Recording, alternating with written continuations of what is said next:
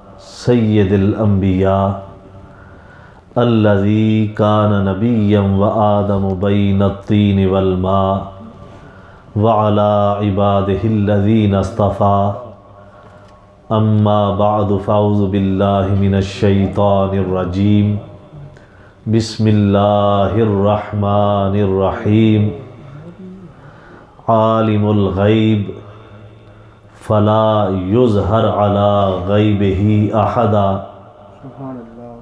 الا من ارتضی من رسول صدق اللہ العظیم ان اللہ وملائکتہ یصلون علی النبی یا ایہا الذین آمنوا صلوا علیہ وسلموا تسلیما الصلاۃ والسلام علیک یا سیدی یا رسول اللہ وعلی آلک واصحابک یا سیدی یا حبیب اللہ۔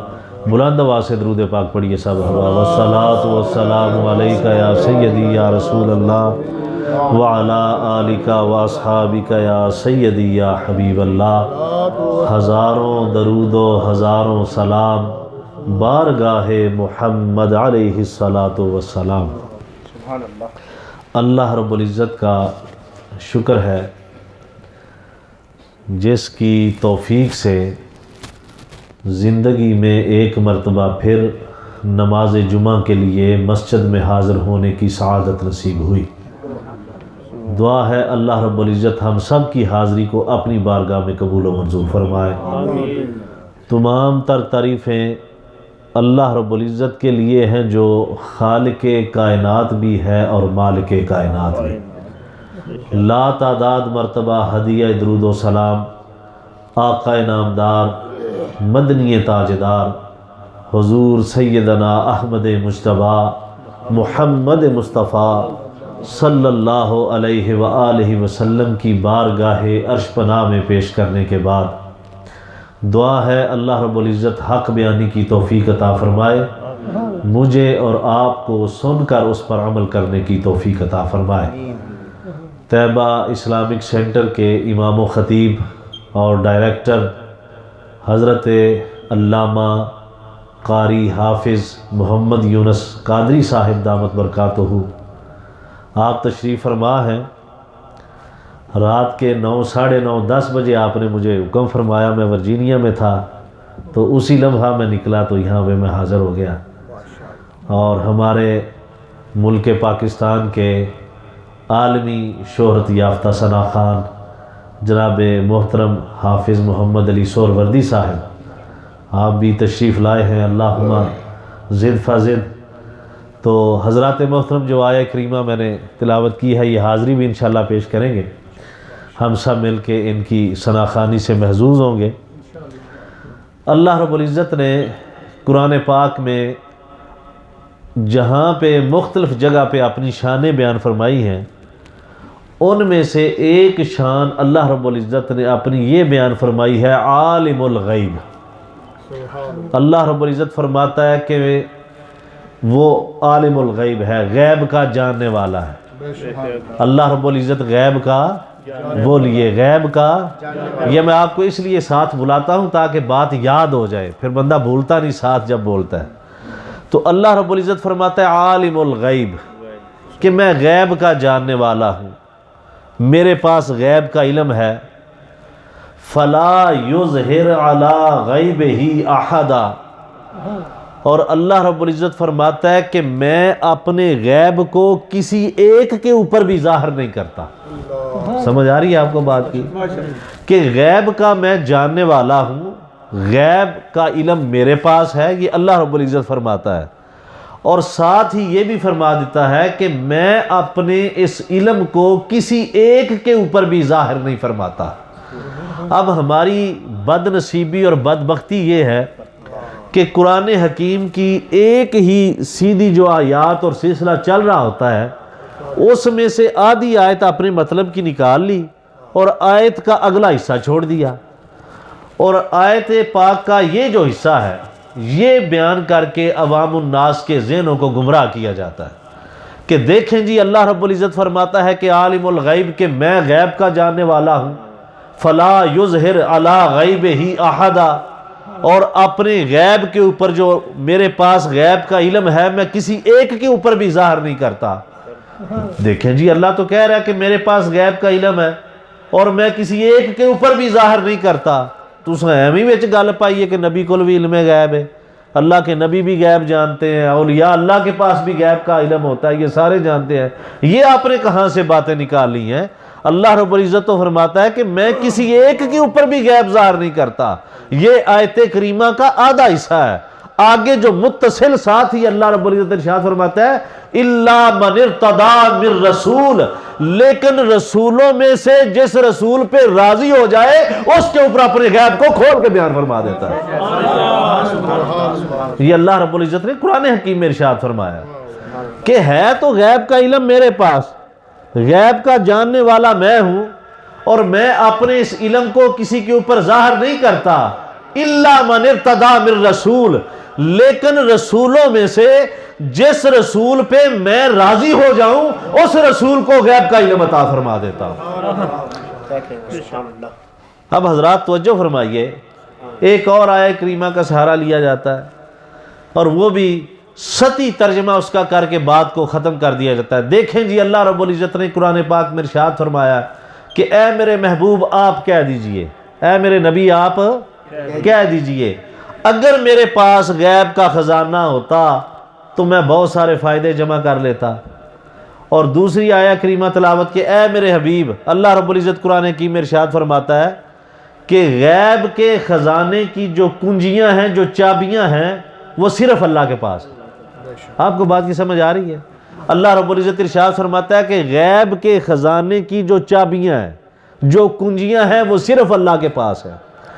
اب غیب کا خزانہ، ذرا توجہ سے، بڑی لطیف بات ہے اگر آپ سمجھنے کی کوشش کریں۔ غیب کے خزانے کی کنجیوں کا ہونا اس بات کی دلیل ہے کہ اس کا خزانے کا تالا لگا ہوا ہے۔ بھئی اگر تالا نہیں تو کنجیاں کس چیز کی، چابیاں کس چیز کی؟ اگر کنجیاں ہیں تو مطلب ہے کہ تالا لگا ہوا ہے۔ اگر تالا لگا ہوا ہے تو کنجیاں اللہ کے پاس ہیں۔ تالا ہو اور کنجی بھی ہو، یہ اس بات کے اوپر دلالت کرتا ہے کہ وہ کھل سکتا ہے۔ سبحان اللہ۔ بھی اگر تالا نہیں ہے، کنجی نہیں ہے تو وہ کھل نہیں سکتا۔ اگر تالا موجود ہے اور اس کی کنجی بھی موجود ہے، اس کی کنجی اور چابی کا موجود ہونا اس بات کے اوپر دلیل ہے کہ یہ غیب ایسا خزانہ نہیں جو کھول نہ سکے۔ اس کا تالا بھی موجود ہے، اس کی کنجی بھی موجود ہے۔ اللہ رب العزت فرماتا ہے کہ غیب ایسا خزانہ نہیں جو کھل نہ سکے، یہ خزانہ میرا ہے، اس کی کنجیاں میرے پاس ہیں، اس کا تالا میرے پاس ہے۔ میں چاہوں اگر نہ کھولوں تو ابو جہل اور ابو لہب پہ نہیں کھولتا، اگر کھولنا چاہوں خزانہ تو ابو بکر و عمر پہ کھول دیتا ہوں، میں عثمان و علی پہ کھول دیتا ہوں۔ میں رسولوں میں سے جس رسول پہ راضی ہو جاؤں اس رسول کے لیے اپنے غیب کے خزانے کو کھول دیتا ہوں۔ یعنی کہ یہ کہہ دینا، اور عام سادہ بندہ چونکہ ہمارے پاس علم نہیں ہوتا، ہم اسی وقت ٹریپ ہو جاتے ہیں۔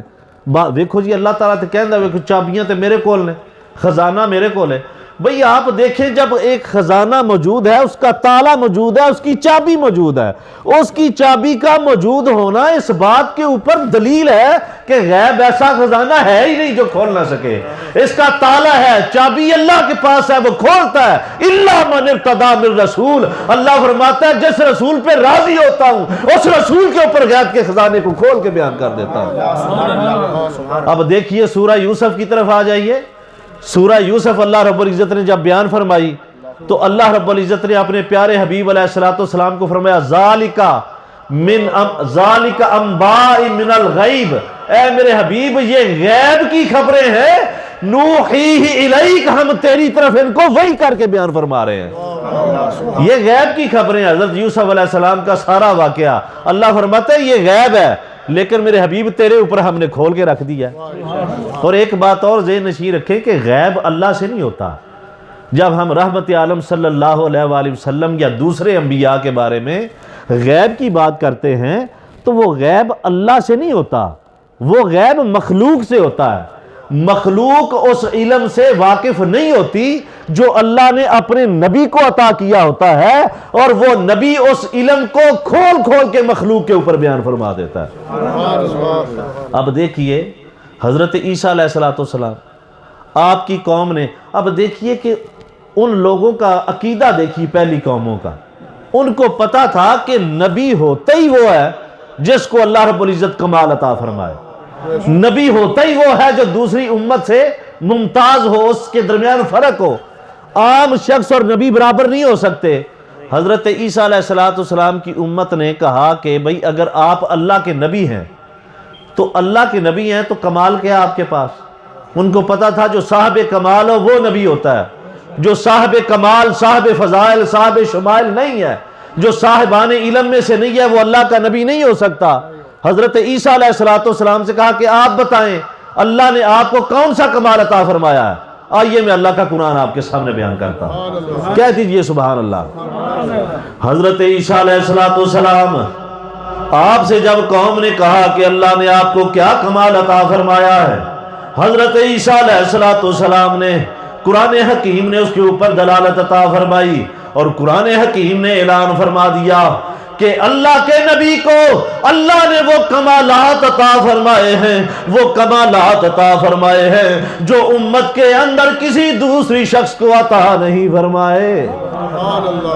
آہا، اللہ رب العزت کیا ارشاد فرماتا ہے کہ عیسیٰ ذرا اعلان فرما دو، اُنَبِّئُكُم بِمَا تَأْكُلُونَ وَمَا تَدَّخِرُونَ فِي بُيُوتِكُم۔ اللہ کے نبی ارشاد فرماتے ہیں کہ اے میری قوم، جو تم کھا کر آئے ہو میں اللہ کا نبی اس کی بھی خبر عطا کرتا ہوں، جو اپنے گھروں میں جمع کر کے آئے ہو اس کی خبر بھی میں عیسیٰ عطا کرتا ہوں۔ جب حضرت عیسیٰ نے یہ اعلان فرمایا تو کتابوں کے اندر اس آیہ کریمہ کی تفسیر کے اندر ایک واقعہ لکھا ہے کہ ایک بچہ کھیلتا ہوا حضرت عیسیٰ علیہ السلام کے پاس آیا، اور حضرت عیسیٰ علیہ السلام نے فرمایا کہ تو کھانا کھا کے آیا ہے اچار کے ساتھ؟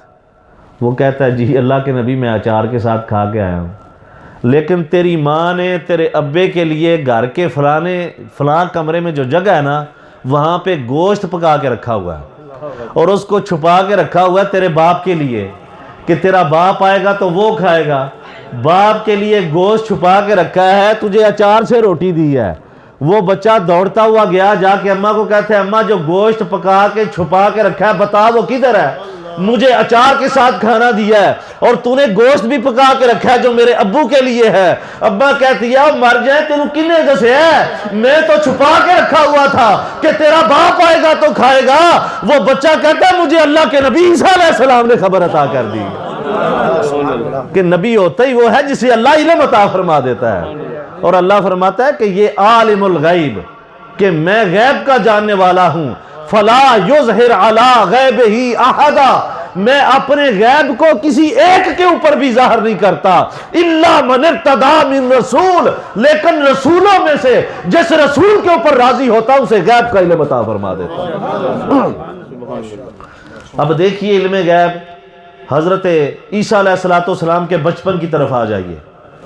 حضرت مریم سلام اللہ علیہا کا واقعہ آپ سب احباب نے سورہ مریم میں سنا ہوا ہے، علماء سے آپ سنتے رہتے ہیں کہ حضرت مریم سلام اللہ علیہا کہ ہاں جب حضرت عیسیٰ علیہ السلام کی پیدائش ہوتی ہے، اور یہ سارا واقعہ قرآن نے بیان کیا، میں مختصر کرتا ہوں۔ اور جب حضرت مریم اپنے بیٹے عیسیٰ علیہ السلام کو لے کے قوم کی طرف آتی ہیں، اللہ رب العزت نے فرما دیا تھا حضرت مریم سلام اللہ علیہا کہ آپ سے کوئی سوال کرے کہ باپ کے بغیر یہ بیٹا کدھر سے آیا ہے تو آپ نے انگلی کا اشارہ اپنے منہ پہ رکھ دینا ہے اور کہنا کہ میں نے چپ کا روزہ رکھا ہوا ہے، میں نہیں بول سکتی۔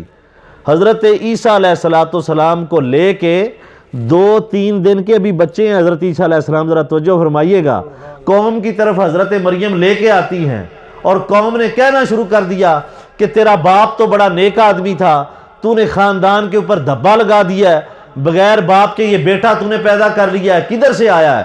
حضرت مریم سلام اللہ علیہا تو چپ ہیں، لیکن قرآن نے اس کے اوپر گواہی دے دی۔ قرآن فرماتا ہے فَإِشَارَتْ إِلَيْهِ، حضرت مریم نے حضرت عیسیٰ کی طرف اشارہ کیا، جو پنگوڑے کے اندر 2-3 دن کے بچے ابھی لیٹے ہوئے ہیں، ان کی طرف اشارہ کیا۔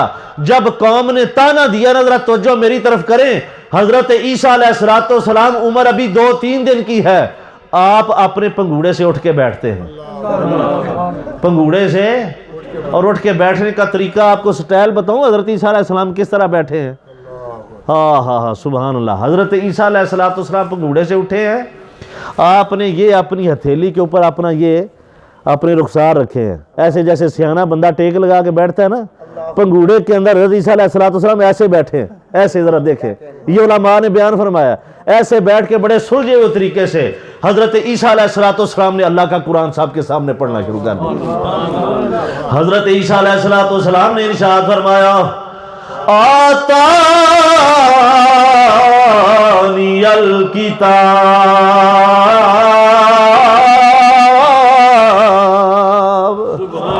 اچھا کہہ دے سبحان اللہ۔ حضرت عیسیٰ علیہ السلام اپنے ہاتھ مبارک سے ٹیک لگا کے اپنے رخسار کے ساتھ 2-3 دن کی عمر مبارک ہے، آپ کیا ارشاد فرماتے ہیں؟ قال انی عبد اللہ،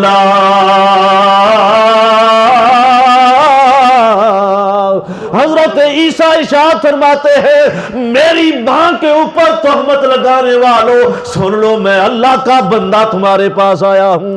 آتانی الکتاب وجعلنی نبیّا،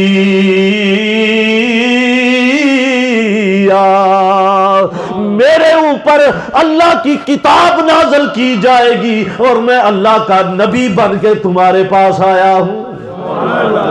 2-3 دن کی عمر مبارک ہے، حضرت عیسیٰ علیہ السلام اعلان کر رہے ہیں کہ تم غیب کی باتیں کرتے ہو اور یہ کہتے ہو کہ 40 سال تک نبی کو پتہ ہی نہیں تھا کہ میں نبی ہوں۔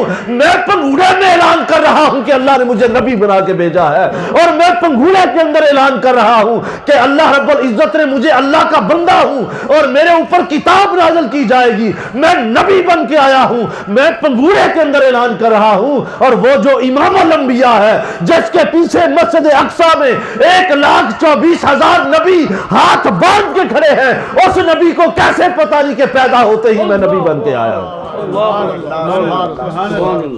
ایسے آزمانے والے بار بار آتے رہے، اور اللہ رب العزت نے ارشاد فرمایا وَمَا هُوَ عَلَى الْغَيْبِ بِضَنِينٍ، اور لوگوں سن لو، یہ جو میرا نبی ہے جس کے پاس بار بار آزمانے کے لیے آتے ہو، جس کا علم چیک کرنے کے لیے آتے ہو، میں خدا ہو کے بتاتا ہوں وَمَا هُوَ عَلَى الْغَيْبِ بِضَنِينٍ، یہ میرا نبی غیب کی خبریں بتانے میں بخل سے کام نہیں لیتا، یہ بڑا سخی ہے، جو بھی غیب کی خبریں پوچھنے آتا ہے میرا نبی سخاوت کے ساتھ اسے غیب کا علم عطا فرما دیتا ہے۔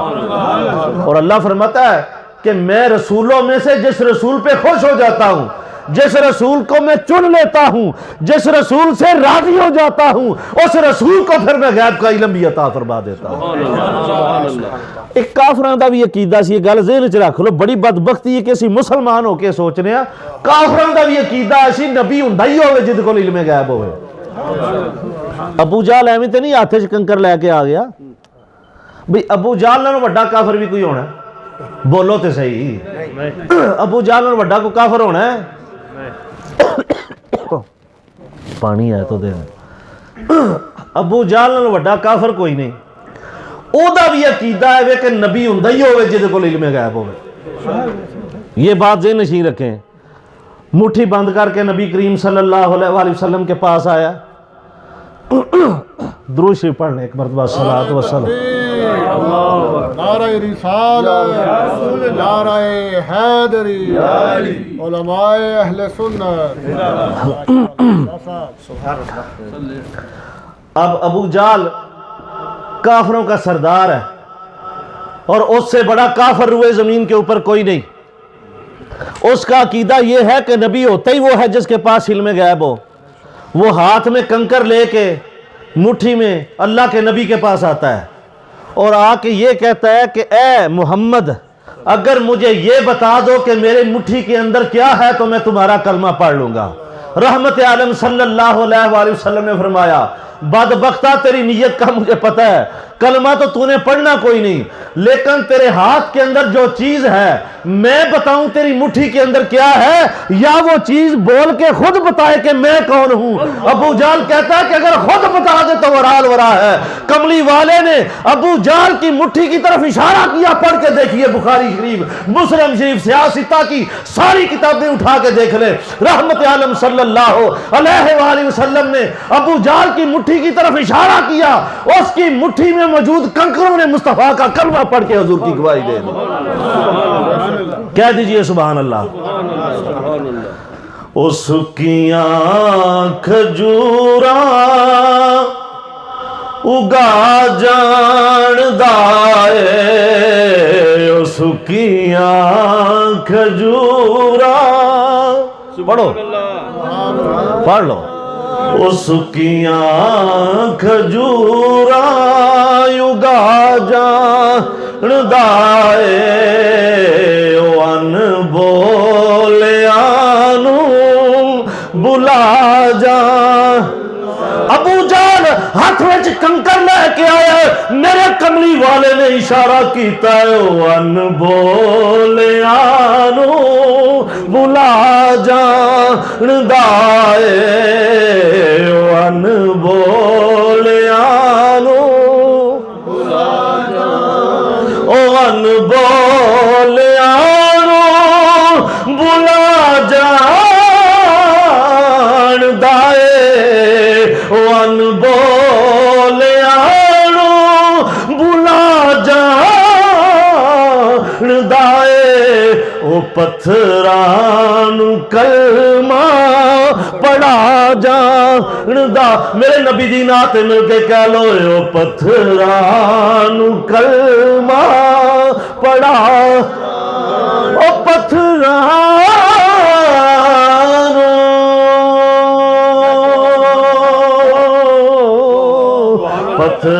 پتھرانو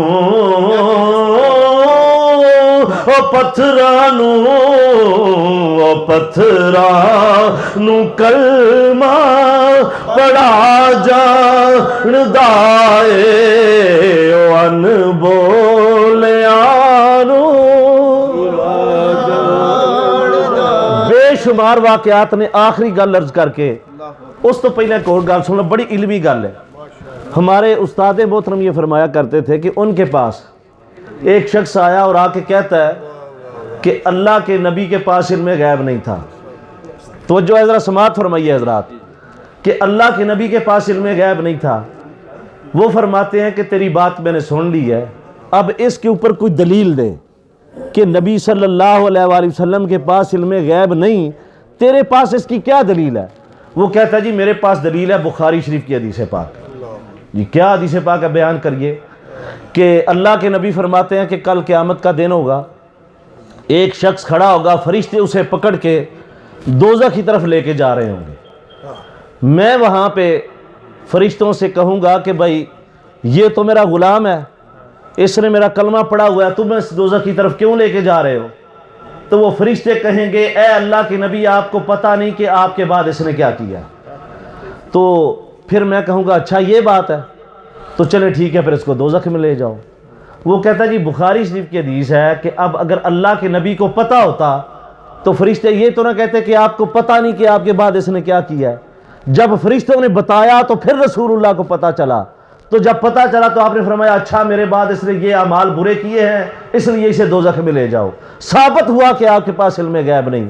ہمارے استاد فرماتے ہیں کہ تجھ سے بڑا بھی کوئی قابل علم ہوگا، ہمیں یہ بتاؤ کہ یہ جو واقعہ ہے کہ قیامت کا دن ہوگا، میں وہاں پہ موجود ہوں گا، فرشتے ایک شخص کو پکڑ کے لے جا رہے ہوں گے، میں پوچھوں گا، وہ یہ جواب دیں گے، پھر میں یہ کہوں گا یہ واقعہ کب ہونا ہے؟ جی قیامت کے دن ہونا ہے۔ اور تجھے کس نے بتایا ہے؟ جی نبی کریم صلی اللہ علیہ وسلم نے بتایا ہے۔ کب بتایا؟ جی 1450 سال پہلے بتایا ہے۔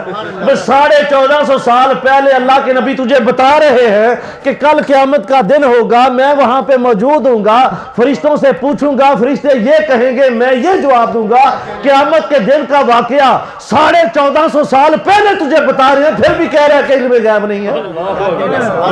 دیکھیے نا، اور کہہ رہے ہیں کہ حضور یہ بس یہ دماغ کی خرابی ہے، اس کو سیدھا کرنا پڑے گا۔ اور آخری بات میں جو عرض کرنا چاہتا ہوں کہ حبیب یمنی جب کافروں نے بلایا اس کو مناظرے کے لیے نبی کریم صلی اللہ علیہ وآلہ وسلم سے، اس نے آ کے کہا بات یہ ہے کہ اگر یہ جادوگر ہوا تو اس کے جادو کا اثر زمین پہ چلے گا، آسمان پہ نہیں چلے گا۔ سارے مکے کے کافر اکٹھے ہو گئے۔ حبیب یمنی نے کہا اگر اللہ کا نبی ہے تو بات یہ ہے کہ یہ جو سامنے جبل ابو قبیس کے اوپر چمکتا ہوا چاند نظر آ رہا ہے، اپنی انگلی کے اشارے سے اسے 2 ٹکڑے کر کے نیچے گرا دے، میں تیرے اوپر ایمان لے آؤں گا۔ رحمت عالم صلی اللہ علیہ وآلہ وسلم نے جبل ابو قبیس کے اوپر، اس کے بارے میں یہ منقول ہے کہ روئے زمین کے اوپر سب سے پہلا پہاڑ جو ہے وہ جبل ابو قبیس ہے۔ مکہ شریف حضور علیہ السلام کی جہاں پہ ولادت با سعادت ہوئی، اس گھر مبارک کے پیچھے جبل ابو قبیس جو ہے وہ نظر آ رہا ہے، اور وہ پہلا پہاڑ ہے جو سرزمین ہے اس روئے زمین کے اوپر اللہ نے پیدا کیا۔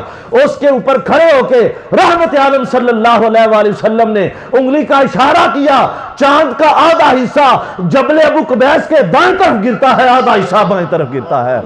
اور جو بات میں عرض کرنا چاہتا ہوں، حبیب یمنی حضور کے پاس آتا ہے، رحمت عالم صلی اللہ علیہ وآلہ وسلم، کملی والے گل تے ہو گئی ہے تے ایک اور گل ہے، وہ تیری تے میری آپس دی گل ہے، جے پوری کر دیں تے سبحان اللہ۔ حضور نے فرمایا میں دساں؟ کملی والے ارشاد فرماؤ۔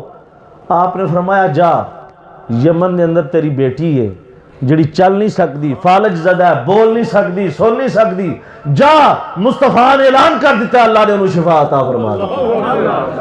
یمن کے اندر وہ دی بیٹی بیٹھی ہوئے تے کار دے اندر موجود ہوئے تے رحمت عالم صلی اللہ علیہ وآلہ وسلم فرمان کہ جا، میں محمد اعلان کرنا کہ اللہ تیری بیٹی نو شفا عطا فرمائے گا۔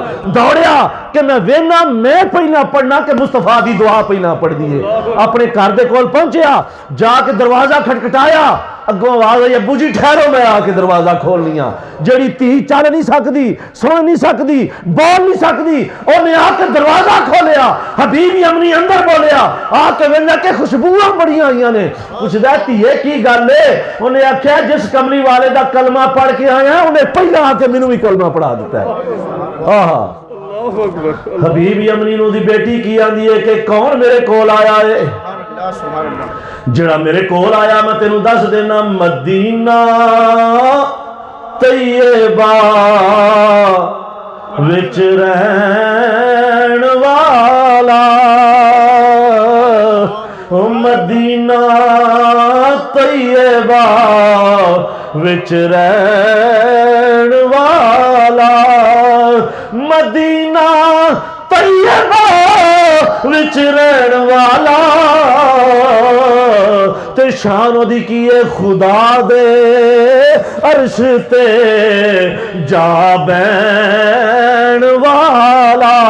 اے میری بیٹھیے ہور دی کی نشانی ویکھیا؟ وہ کہندی ابا جی میں ویکھیا ہے اکھاں وچ قدرتی سرمے دی تاری، جڑا واللیل زلفا والا مازاد دے کاجل والا نبی آیا ہے تے میں کی پئی ویندی ساں اکھاں وچ قدرتی سرمے دی تاری، دلانو قتل کر دی جوں کٹاری۔ اے میری بیٹھیے او کیسا نبی سی، او کیسی شخصیت سی جدی تو زیارت کی تھی، جنہیں تینوں شفا عطا کر دیتی، جنہیں تینوں کلمہ پڑھا دیتا۔ او کہندی ابو جی کچھ نہ پوچھ، زلیخا اس نو جے ویکھ لیندی۔ اے ابو میں تینوں دساں کڈا سونا زلیخا آئے اس نو جے ویکھ لیندی، زلیخا اس نو जे वेख लेंदी न पीछे यूसुफे मिस्री दे पेंदी। वो घर बैठी हुई है, अल्लाह के नबी मक्के में बैठ के बता रहे हैं कि यमन के अंदर तेरी बेटी घर में बीमार है, मैं मोहम्मद मक्के में बैठ के तुझे उसकी खबर अता कर देता हूं। और अल्लाह फरमाता है कि ये गैब का इल्म वो है अपने रसूलों में से जिस रसूल को चुन लो उसके ऊपर गैब का इल्म खोल के बयान कर देता हूं। तो बात की समझ आई है? तो हजरात मोहतरम सुबहान अल्लाह, तो जो हजरात फरमाएं कि अभी अभी